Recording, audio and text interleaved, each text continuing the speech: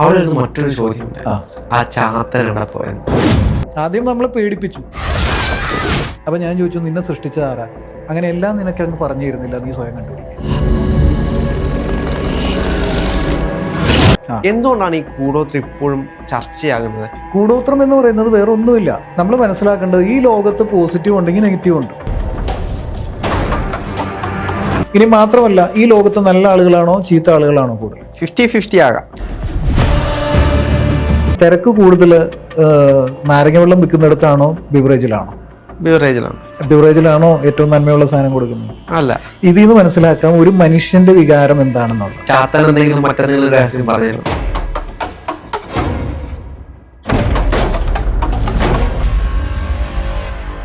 നമുക്ക് അപ്പോ പലപ്പോഴും തോന്നുന്ന വേറൊരു കാര്യമുണ്ട്, ഇതൊരു തോന്നലാണോ? അല്ലെങ്കിൽ എല്ലാരും പറയും, ഇപ്പൊ എന്താണെങ്കിലും പ്രേതമാണെങ്കിലും ഭൂതമാണെങ്കിലും ചാത്തനാണെങ്കിലും ഇതെല്ലാം ഒരു തോന്നലാണ്, അല്ലെങ്കിൽ ഇതെല്ലാം ഒരു മിഥ്യയാണ്. ആ ഒരു കൺസെപ്റ്റാണ് എല്ലാവർക്കും. കുറച്ചൊക്കെ വിശ്വാസം വന്നു കഴിഞ്ഞാൽ ഇല്ല, അങ്ങനൊന്നും ഇല്ല, ആ ഒരു ചിന്തയിലൂടെയാണ് പോകുന്നത്. പക്ഷെ നമ്മുടെ തോന്നലുള്ള ഒരു സാധനം മറ്റൊരാൾ പറയുമ്പോൾ, പറഞ്ഞറിയുമ്പോൾ നമുക്കുണ്ടാകാൻ പോകുന്ന ആ ഒരു മാറ്റങ്ങൾ ഇപ്പോഴും വിശ്വസിക്കുന്നുണ്ടോ? നൂറ്റാണ്ടുകൾക്ക് മുമ്പോട്ടൊരു നമ്പൂതിരിയായിരുന്നു എന്ന് എനിക്ക് വിശ്വാസമുണ്ട്. കാരണം സോൾ എൻറ്റിറ്റി എന്ന് പറയുന്നത്, സോൾ എന്ന് പറയുന്നത് ശരിക്കും പറഞ്ഞ ഒരു ഊർജ്ജമാണ്. Energy cannot be destroyed, then where it goes. എൻ്റെ ചോദ്യം അതാണ്. പ്രേക്ഷകരും ചിന്തിക്കുക, എനർജി എവിടെ പോകും? എനർജിയെ നശിപ്പിക്കാൻ പറ്റില്ല എന്ന് ഫിസിക്സ് തെളിയിച്ചിട്ടുണ്ട്. Then where it goes. Energy can be transformed into other forms. ഈ ഒരു ഊർജ്ജത്തെ വേറൊരു ഊർജ്ജമാക്കി മാറ്റാം. ഇപ്പോൾ ഇവിടെ കത്തി നിൽക്കുന്ന ബൾബ്, ആ വൈദ്യുതി എന്ന് പറയുന്നുണ്ട്. വൈദ്യുതി നമ്മൾ കാണുന്നില്ല, പക്ഷേ പ്രകാശമായിട്ടാണ് വരുന്നത്. അത് വേറൊരു രൂപമായിട്ട്. അപ്പോൾ ഒരു രൂപത്തിൽ നിന്ന് വേറൊരു രൂപത്തിലേക്ക് കൺവേർട്ട് ആവാനായിട്ട്, ട്രാൻസ്ഫോംഡ് ആവാനായിട്ട് സോളിൻ്റെ എൻറ്റിറ്റിക്ക് സാധിക്കും. അപ്പോൾ ദൃഷ്ടി ഗോചരമല്ലാത്ത ഒരു തലത്തിൽ അതിന് നിലനിൽക്കാൻ പറ്റും. അപ്പോൾ ജന്മജന്മാന്തരങ്ങളായിട്ട് ഒരാളുടെ സോളിന് ജന്മങ്ങളുണ്ടായിക്കൂടെ? ഇത് ഊർജ്ജമായതുകൊണ്ട്. ഇനി ഊർജ്ജമാണെന്നുള്ളതിന് ഞാൻ തെളിവ് തരാം. ഇപ്പോൾ രാഹുലിൻ്റെ ശരീരത്തിൽ ECG എടുക്കുന്നു, അതുപോലെ തന്നെ ബ്രെയിനിൻ്റെ എൻസെഫലോഗ്രാഫ് എടുക്കുന്നു, EEG എന്ന് പറയും, ഇലക്ട്രോ എൻസെഫലോഗ്രാം. ഇത് രണ്ടും എങ്ങനെയാണ് റിസൾട്ട് വരുന്നത്? വേവ്സ് ആയിട്ടാണ്. What create waves? Energy. there lies the point. Energy cannot be destroyed. അപ്പോൾ നമ്മിൽ എനർജി ഇല്ലെങ്കിൽ നമ്മുടെ ഹൃദയത്തിൻ്റെയും ഈ ബ്രെയിനിൻ്റെയും, അതായത് ഇതാണ് ഏറ്റവും പ്രധാനപ്പെട്ട അവയവങ്ങൾ മനുഷ്യൻ്റെ ശരീരത്തിൽ. അപ്പോൾ നമ്മൾ മനസ്സിലാക്കേണ്ട ആത്യന്തികമായ ഒരു സത്യം എന്ന് പറയുന്നത്, എനർജി ഹീലിങ്ങിന് എന്ത് പ്രാധാന്യം എന്ന് ഞാൻ പറയാം. മുള്ളിനെ മുള്ളുകൊണ്ട് എടുക്കാം, എനർജി കൊണ്ട് എടുക്കാം, ഡ്രഗ് കൊണ്ട് എടുക്കാൻ പറ്റുമോ? അതുകൊണ്ട് തന്നെ എൻ്റെ അടുത്ത് കൂടുതൽ വരുന്നതും മാനസികമായ പ്രശ്നങ്ങളുള്ളവരാണ്. ഡ്രഗ് കൊണ്ട് ട്രീറ്റ് ചെയ്യാൻ പറ്റാതെ ഉള്ള കണ്ടീഷനിൽ വരുമ്പോഴാണ് നമ്മുടെ അടുത്ത് വരുന്നത്. ചാത്തൻ എന്തെങ്കിലും മറ്റെന്തെങ്കിലും രഹസ്യം പറഞ്ഞിരുന്നു? അതിലേക്ക് കിടക്കാം, ഞാനത് വിട്ടുപോയിരുന്നു. ചാത്തൻ അവസാന നിമിഷം എന്നോട് പിന്നെ എന്നെ പേടിപ്പിച്ചു, പ്രീണിപ്പിച്ചു.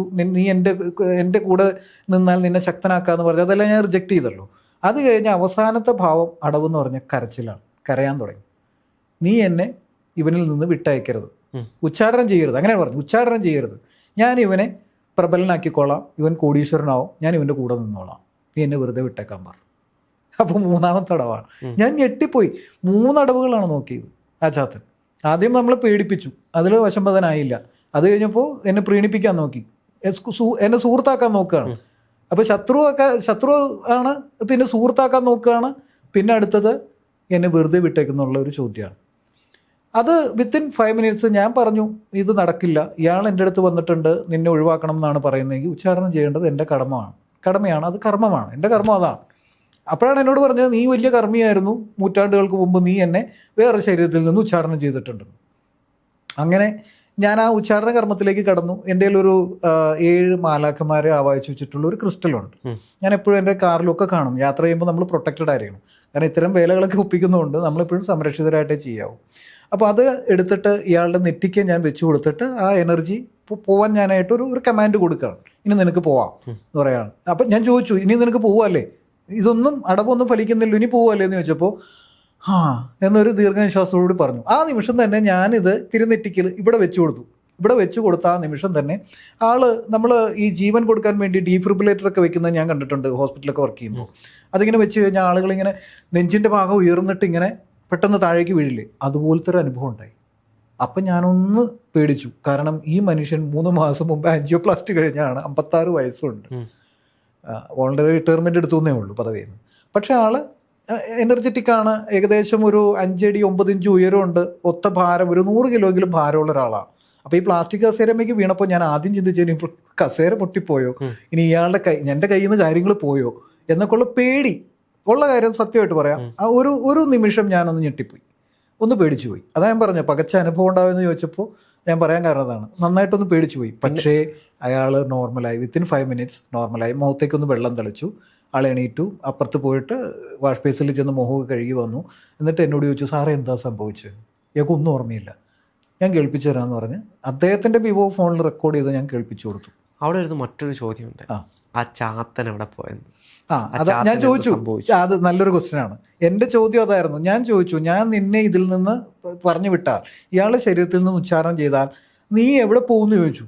അതിനെനിക്ക് കിട്ടിയ ഉത്തരം, രാഹുലെ ഇത് ഒരു ട്രൂത്താണ്, എനിക്ക് കിട്ടിയ ഉത്തരം എന്താണെന്ന് വെച്ചാൽ എന്നെ സൃഷ്ടിച്ചവൻ്റെ അടുത്തേക്ക് ഞാൻ പോകുന്നതാണ് പറഞ്ഞത്. അപ്പം ഞാൻ ചോദിച്ചു, നിന്നെ സൃഷ്ടിച്ചതാരാ? അങ്ങനെ എല്ലാം നിനക്ക് അങ്ങ് പറഞ്ഞു തരുന്നില്ല, നീ സ്വയം കണ്ടുപിടിക്കുക. അതും തന്നിട്ടാ പോയത്. ആ ആൻസർ തന്നു, അങ്ങും ഇങ്ങും തൊടാതെ പറഞ്ഞു എന്നെ സൃഷ്ടിച്ചവൻ്റെ അടുത്തേക്ക് ഞാൻ പോകുന്നു. ഞാൻ ചോദിച്ചു, നിന്നെ സൃഷ്ടിച്ചതാരാ എന്ന് ചോദിച്ചു. പിന്നെ പിൻ ഡ്രോപ്പ് സൈലൻസ് ആയിരുന്നു, മിണ്ടിയില്ല. അതാണ് എനിക്കിപ്പോഴും അത്ഭുതം. അത് പറഞ്ഞു എന്നെ സൃഷ്ടിച്ച. അപ്പോൾ ഇതൊക്കെ സൃഷ്ടിച്ച ഏതെങ്കിലും ഒരു ഉത്ഭവ സ്ഥാനമുണ്ട് എന്നാണ് ഞാൻ അവിടെ മനസ്സിലാക്കിയ ഒരു സത്യം. നെഗറ്റീവ് എൻറ്റിറ്റി ആണെങ്കിലും പോസിറ്റീവായിട്ടുള്ള ആൾക്കാർ ഈ ലോകത്തുണ്ടല്ലോ, പോസിറ്റീവായിട്ടുള്ള എൻറ്റിറ്റി ഉണ്ടല്ലോ. പക്ഷേ ഈ നെഗറ്റീവ് എൻറ്റിറ്റീസ് അതിനൊരു ഉത്ഭവസ്ഥാനം ഉണ്ടെന്നും അത് സൃഷ്ടിച്ചവൻ്റെ അടുത്തേക്ക് പോകുന്നു എന്നുമാണ് എന്നോട് പറഞ്ഞത്. ഇപ്പോൾ ഏറ്റവും കൂടുതൽ ട്രെൻഡ് ആയിക്കൊണ്ടിരിക്കുന്ന സാധനമാണ് ഈ കൂടോത്രം. അപ്പം പഴയ ഡിമാൻഡുകളൊന്നും കൂടോത്രത്തിന് ഇല്ലെങ്കിലും ഇതിനെ ആകർഷിക്കുന്ന ഒരുപാട് ആളുകളുണ്ട്. എന്തുകൊണ്ടാണ് ഈ കൂടോത്രം ഇപ്പോഴും ചർച്ചയാകുന്നത്? അല്ലെങ്കിൽ ഇതൊക്കെ ഒരു സ്യൂഡോ സയൻസ്, അല്ലെങ്കിൽ ഇതൊക്കെ ഒരു നിരീശ്വരവാദത്തിൽ പെടുന്ന കാര്യങ്ങളല്ലേ? യഥാർത്ഥത്തിൽ ഇങ്ങനെയുള്ള സാധനങ്ങളുണ്ടോ? കൂടോത്രം വളരെ രസകരമായൊരു ക്വസ്റ്റ്യനാണത്. ഞാൻ ചെറുപ്പത്തിലേ ചോദിച്ച അതേ ചോദ്യമാണ് രാഹുൽ ഇപ്പം എന്നോട് ചോദിച്ചത്. അതിനുള്ള ആൻസർ ഞാൻ പറയാം, എൻ്റെ അനുഭവത്തിലൂടെ ഞാൻ പറയാം.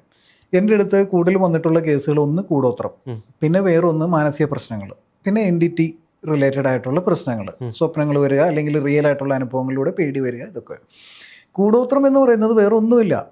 നമ്മൾ മനസ്സിലാക്കേണ്ടത് ഈ ലോകത്ത് പോസിറ്റീവ് ഉണ്ടെങ്കിൽ നെഗറ്റീവ് ഉണ്ട്. ഒരു ബാറ്ററി വർക്ക് ചെയ്യണമെങ്കിൽ പോസിറ്റീവും നെഗറ്റീവും വേണ്ടേ?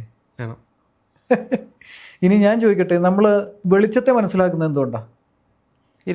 ഇരുട്ടുള്ളതുകൊണ്ടാണ്. സൗന്ദര്യത്തെ മനസ്സിലാക്കുന്നത് എന്തുകൊണ്ടാണ്? മറ്റുള്ളവരുടെ വൈരൂപ്യം ഉള്ളതുകൊണ്ടാണ്, അല്ലേ? ഇരുട്ടുള്ളതുകൊണ്ടാണ് പകൽ വെളിച്ചത്തെ നമ്മൾ അറിയുന്നത്. ഇത് ഈ ലോകത്തിൻ്റെ, ഈ പ്രപഞ്ചത്തിൻ്റെ നിലനിൽപ്പിന് ഈ ലോ ഓഫ് പൊളാരിറ്റി എന്ന് പറയും, ഇത് ആവശ്യമാണ്. ഈ പൊളാരിറ്റി ഇല്ലെങ്കിൽ എനർജി വർക്ക് ചെയ്യില്ല. അപ്പോൾ പോസിറ്റീവ് ഉണ്ടെങ്കിൽ നെഗറ്റീവ് ഉണ്ട്.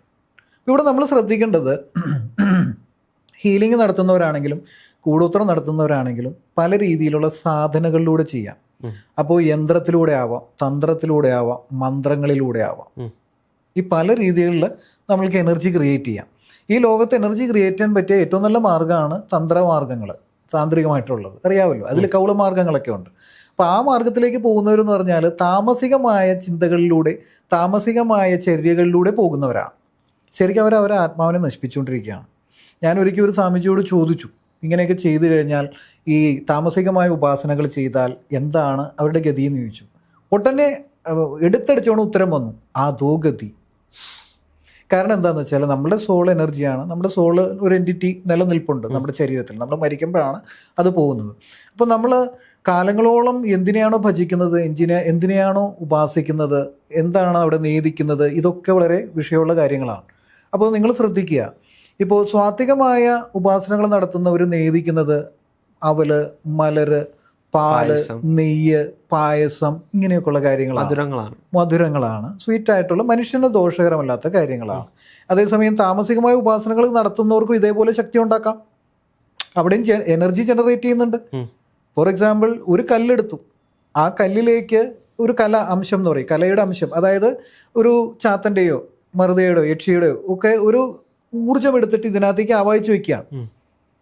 എന്നിട്ട് പറയുകയാണ്, നീ ഡെയിലി ഈ പൂജ ചെയ്തോളൂ, കാലത്ത് ഒരു 5 വരെ മണിക്ക് എഴുന്നേൽക്കുക, 1 മണിക്കൂർ ഈ പൂജകൾ ചെയ്യുക. അപ്പോൾ മണിയടി പൂജകൾ, അവിടെ കോഴിയുടെ ചോര വീഴിക്കുന്നു, കള്ള് നേദിക്കുന്നു.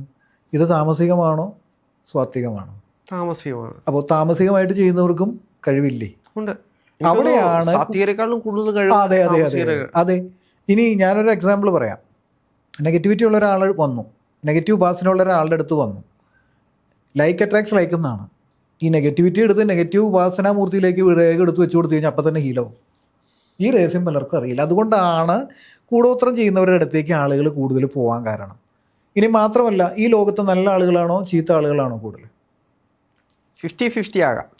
അല്ല, കൂടുതലും ചീത്ത മനുഷ്യരാണ്, ചീത്ത ചിന്താഗതി ഉള്ളവരാണ് ഈ ലോകത്ത് കൂടുതൽ.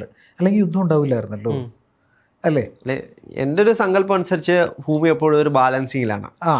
ഒരു 50% ഉണ്ടെങ്കിൽ 50%. പക്ഷേ ഇവർക്കാണ് കുറച്ചുകൂടെ ശക്തി കൂടുതൽ. അല്ല, ഞാനൊരു ബെസ്റ്റ് എക്സാമ്പിൾ പറയാം. തിരക്ക് കൂടുതൽ നാരങ്ങ വെള്ളം വിൽക്കുന്നിടത്താണോ ബിവറേജിലാണോ? ബിവറേജിലാണോ ഏറ്റവും നന്മയുള്ള സാധനം കൊടുക്കുന്നത്? അല്ല. ഇതിൽ നിന്ന് മനസ്സിലാക്കാം ഒരു മനുഷ്യന്റെ വികാരം എന്താണെന്നുള്ളത്. കൂടുതൽ ആളുകളും നെഗറ്റിവിറ്റി കണ്ടു കഴിഞ്ഞാൽ അങ്ങോട്ടാണ് കൂടുതൽ ആകർഷിക്കപ്പെടുന്നത്. പോസിറ്റീവായിട്ടുള്ള കാര്യങ്ങളിലേക്ക് ആകർഷിക്കുന്നവർ വളരെ ചുരുക്കം പേരല്ലേ ഉള്ളൂ. അതുകൊണ്ടല്ലേ ദൈവികതയെക്കുറിച്ച് വളരെ ചുരുക്കം പേര് ചിന്തിക്കുന്നതും അവരത് മനസ്സിലാക്കുന്നതും അത് അവർ അനുഭവിക്കുന്നതും. അത്രയാണ് ഞാൻ ഉദ്ദേശിച്ചത്. അല്ലാതെ വലിയൊരു കൺസെപ്റ്റിലല്ല. ഈ ഒരു മൈക്രോ ലെവൽ നമ്മൾ നോക്കുമ്പോൾ അങ്ങനെയല്ലേ? അതാണ് ഞാൻ ഉദ്ദേശിച്ചത്. അപ്പോൾ ഈ എളുപ്പം ഫലം കിട്ടുമെന്ന് കാണുമ്പോൾ ആളുകൾ എങ്ങോട്ടാ പോവുക?